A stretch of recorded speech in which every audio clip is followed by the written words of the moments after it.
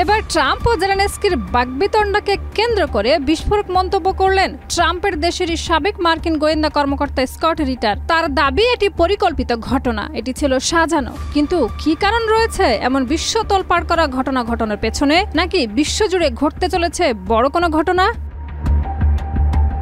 White হাউসে সাংবাদিকদের সামনে ইউক্রেনের প্রেসিডেন্ট ভলোদিমির জেলেনস্কি এবং মার্কিন প্রেসিডেন্ট ডোনাল্ড ট্রাম্পের মধ্যে বাকবিতণ্ডার ঘটনায় আলোচনা ও সমালোচনা চলছে।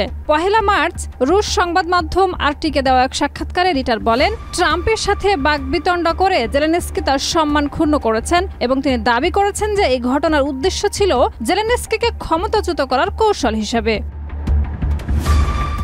স্কট রিটার আরও বলেন, জেলেনস্কির যুক্তরাষ্ট্রের সাথে সম্পর্ক নষ্ট হওয়ার পর এখন ইউক্রেনের প্রেসিডেন্ট পদ হারানোর পথে। তিনি যুক্ত করেছেন, জেলেনস্কি তার পায়ে কুড়াল মেরেছেন। ওয়াশিংটন জেলেনস্কির প্রতি বিরক্ত এবং এরই মধ্যে তিনি ট্রাম্পকে স্বৈরশাসক হিসেবে অভিহিত করেছেন। তার মতে, ওভাল অফিসে গত বৈঠকটি ছিল জেলেনস্কিকে অসম্মানিত করার এবং তাকে নির্বাচনের মাধ্যমে ক্ষমতায় না থাকার জন্য চাপ সৃষ্টি করার উদ্দেশ্যে।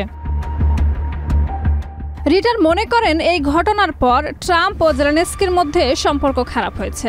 অন্যদিকে রাশিয়ার সাথে সম্পর্ক উন্নয়নের জন্য কিছু ক্ষেত্রে মতবিরোধ থাকলেও রাশিয়ার সঙ্গে শান্তি আলোচনা এগিয়ে চলেছে।